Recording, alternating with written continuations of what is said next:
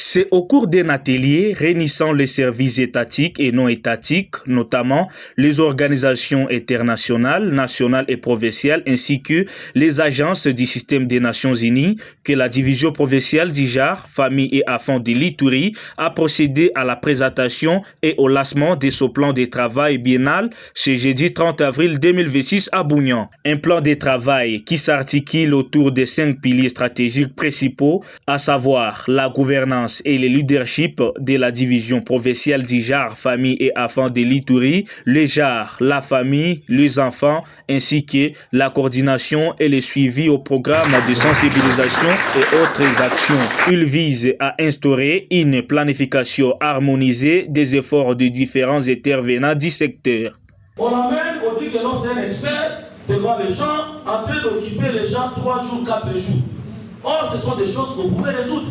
Si on discutait, on pouvait te dire, ah non, maman, par rapport à cette thématique ici, dans la région ici, voilà la cartographie. Une activité qui a bénéficié de la présence d'une délégation venue de Kinshasa pour les comptes du ministère d'Ijar, laquelle a sensibilisé le partenaire et les organisations de la société civile sur les attributions du secteur d'Ijar. Ici au niveau provincial, c'était qui?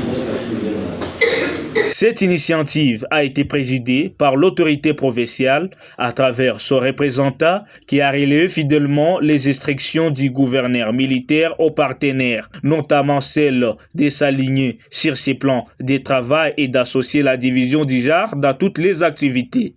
L'administration provinciale, sous état de siège, réaffirme que la coordination du secteur genre, famille et enfants relève exclusivement des services techniques de l'État sous l'autorité de la division provinciale compétente. Toute intervention, quelle que soit sa nature ou son financement, doit s'inscrire dans ce cadre. Il ne peut y avoir ni action parallèle, ni initiative isolée en dehors des mécanismes officiels de coordination. Du côté des partenaires, représenté par Madame Brigitte Omari, un accent particulier a été mis sur l'appropriation et la vulgarisation du plan de travail dans toutes les activités sur le terrain. Il mérite d'être vulgarisé. À ce titre, je nous invite également à parler de ces plans de travail durant nos activités, les différents forums, commençant par la réunion mensuelle que nous avons au niveau du groupe de travail VBG. Nous devons maîtriser ces plans de travail vraiment en détail. Sur ce, la division provinciale d'Ijar, famille et enfants de l'Ituri, par la voix de son représentant, M. Jean-Marc Mazio, a réitéré son engagement à œuvrer sans relâche pour la promotion de la femme, de la famille et des enfants.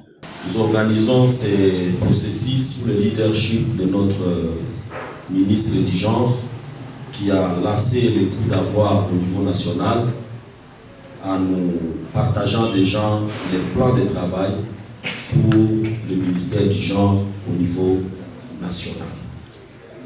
Et nous avons dit aussi à notre niveau, nous devons nous aligner à la politique de notre hiérarchie.